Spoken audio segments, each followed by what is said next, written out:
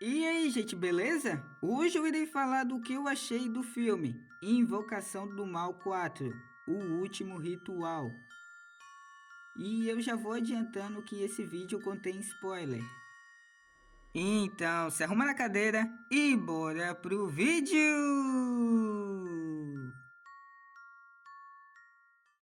Invocação do Mal 4. O filme começa em 1973, mostrando a Lorraine grávida e um simples espelho, que aparentemente é inofensivo, só que desperta nela uma visão perturbadora. Essa cena inicial não é à toa, pois já indica que eles irão ver esse espelho no futuro. E depois dessa cena inicial, o filme salta para o início dos anos 80, quando acompanhamos a família Smurf, que se muda para uma nova casa na Pensilvânia com a esperança de um recomeço. Mas o que deveria ser um lugar de paz logo se torna um cenário de acontecimentos paranormais, como por exemplo, ruídos estranhos, objetos que parecem ganhar vida própria. E é aqui que o destino dos Warren se cruza com o da família, conectando o presente com aquele presságio do passado. Enquanto investigam, Ed e Lorraine enfrentam não só a presença paranormal dentro da casa, mas também com os limites de si mesmo, pois Ed enfrenta sérios problemas de saúde, consequência de um ataque cardíaco anterior, e Lorraine é consumida pelas visões que ameaçam desequilibrar a sua mente. Vamos lá! Invocação do Mal 4, O Último Ritual, filme dirigido por Michael Chaves, que é o diretor responsável por filmes como A Maldição da Chorona, que é um filme ruim, Invocação do Mal 3, A Ordem do Demônio, que é um filme medíocre, A Freira 2, que é um filme tolerável, e agora ele retorna para esse novo filme do Invocaverso, que é Invocação do Mal 4, que na minha opinião é um filme medíocre, assim como o terceiro, mas esse quarto, na minha opinião, consegue superar o terceiro. Vamos começar falando dos pontos positivos desse filme, que como sempre, Patrick Wilson e Vera Farmiga, que são os atores que interpretam o Ed e a Lorraine, pois na minha opinião, assim como eles salvaram o terceiro filme, aqui pode-se dizer que é a mesma coisa, pois apesar desse filme ser medíocre, a química entre esses dois personagens segue sendo o ponto alto do filme.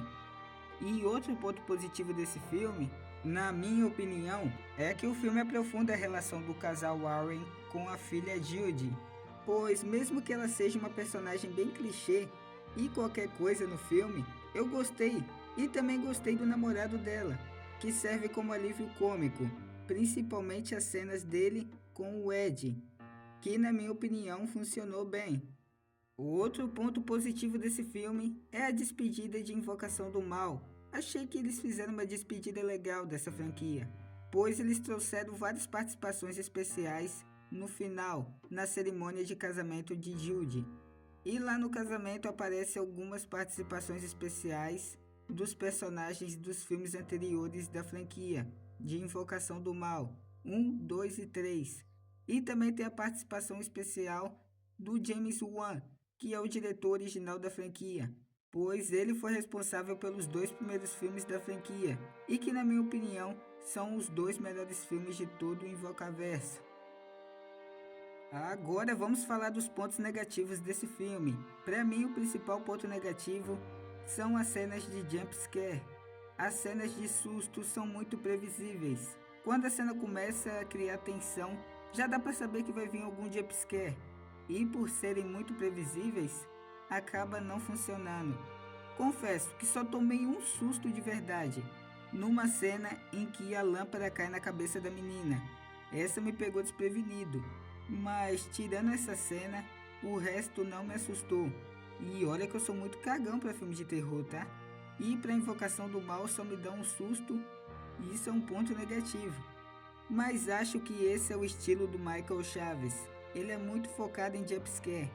Mas ainda assim admito que a direção dele melhorou bastante, pois dá pra ver a evolução dele desde A Maldição da Chorona até chegar em Invocação do Mal 4, pois tem cenas desse filme que na minha opinião são muito bem dirigidas. E outro ponto negativo desse filme é o CGI de um fantasma que já aparecia desde o trailer.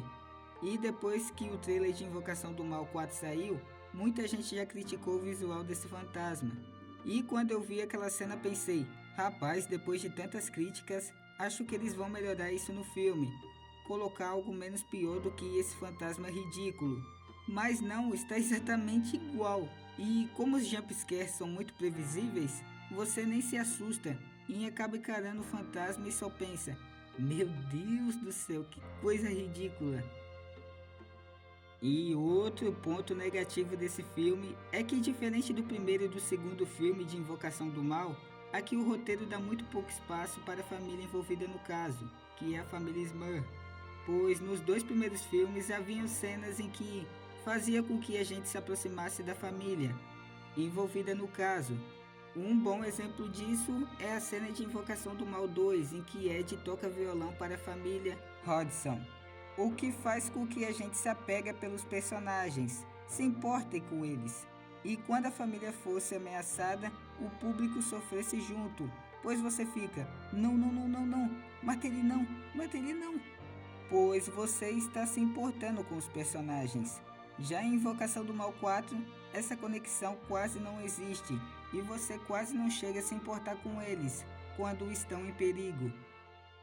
Mas vamos lá, esse filme, na minha opinião, merece uma nota 6, pois, como eu falei, ele é melhor que o terceiro, pois o terceiro, na minha opinião, é um nota 5, e esse daqui merece uma nota 6, pois, apesar de seus defeitos, eu assistiria esse filme de novo, pois eu achei ele divertido. Mas então é isso, pessoal. Se vocês gostaram do vídeo, deixe seu like, se inscreve no canal, compartilha. Então, valeu e fui!